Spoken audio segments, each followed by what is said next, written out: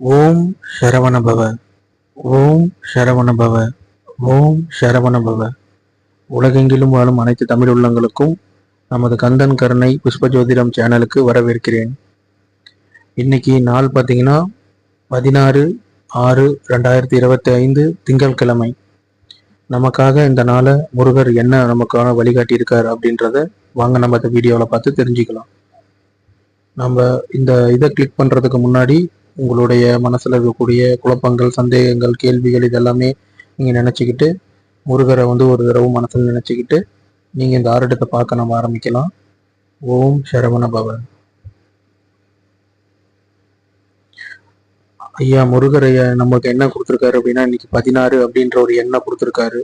கொன்றை மலர் அப்படின்ற ஒரு மலரை தான் நமக்கு இன்னைக்கு ஆரட்டத்தில் கொடுத்துருக்காரு. யோக நிலையை பார்ப்பவரே, நீ பந்துக்கள் சூழ்ந்த குடும்பத்தில் பிறந்து சீரும் சிறப்பும் செல்வாக்கும் பொருந்த வளர்ந்து சில நாட்களில் பெரியோர்களின் பொருட்களோ பெற்றோர்களின் அஸ்தியோ புஸ்தியோ இல்லாமற் போனாலும் உன் தைரியத்தையே தனலாபமாக்கி கொண்டு பல காரியங்களில் ஈடுபட்டு தற்புகழ்ச்சியின்றி தகுந்தபடி பலர் உதவியை கொண்டு முன்னேற்றமடைந்த நீ இன்று உன் குடும்பத்தில் தலைவனாக விளங்குவது ஆண்டவனின் கருணையே ஆகும். அதாவது பிறப்பால பார்த்தீங்கன்னா பல சேரும் சிறப்பும் பேரும் புகழோட பிறந்து பல பேர் நம்மளோட சொத்துக்கள் வித்துக்கள் எல்லாத்தையுமே இழந்து நம்மளுடைய சுய முயற்சியால மேலோங்கி வந்து இந்த நிலையில நீங்க இப்ப இருக்கிறதுக்கு காரணம் கடவுளுடைய அனுகிரகம் மட்டுமே அப்படின்றது இது சொல்லுது.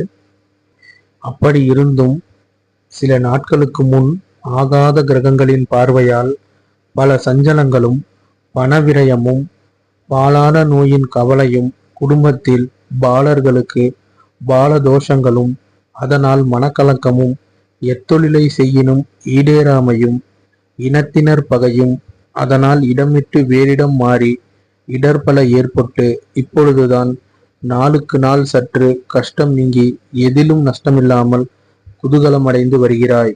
உனக்கு எக்கவலையும் ஏற்பட ஏறுமாறான கிரகமேதும் இல்லை. எதிலும் ஈடேற மார்க்கம் உண்டு. இடர் புரியும் சத்ராதிகள் கூட்டம் இருந்தாலும் அவர்களின் முன்னிலையில் எதிரியின்றி வாழ்வாய்.